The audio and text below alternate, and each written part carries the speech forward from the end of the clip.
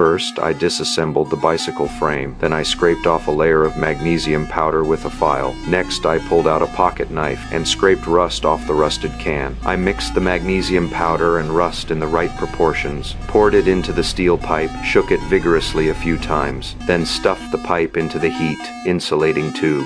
A flame gun capable of cutting through an armored truck was thus made. I lit a flare to ignite it. The magnesium and rust inside the pipe instantly triggered a thermite reaction, spewing flames reaching 4,500 degrees Celsius. I aimed the nozzle at the armored truck's door lock. The door quickly split open with a large gash. The lock fell inside the vehicle. I pried it open with the steel pipe, and the door swung wide. The frightened police officer inside rushed out. I was forced to help the hijackers open the armored truck to rescue my partner, but unexpectedly, the hijackers killed the security guard outright and locked both my partner and me in the freezer, intending to freeze us to death. I couldn't just sit and wait to die. Scanning the surroundings, I spotted the iron hooks on the frozen meat. I dismantled the hook, using its tail to unscrew the bolts. I removed the door handle. Then I tore off a piece of cardboard, rolled it into a tube, and stuffed it into the handle hole. Next, I opened the top light cover and placed a steel frame underneath. The heat from the light cover melted a chunk of ice. The melted water flowed through the steel channel into the door lock.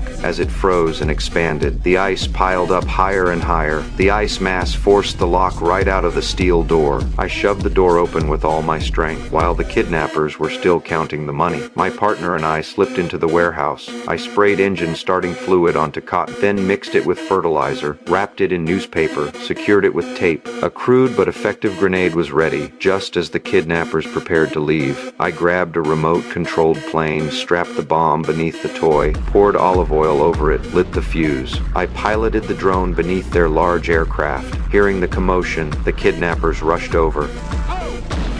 The explosion scared the hell out of them. No one was injured, but they instantly realized I had escaped. Several split up to hunt me down, but I knew this terrain best. I took one down with a rope first, then subdued the rest. In the end, I recovered a large sum of cash and successfully rescued my partner.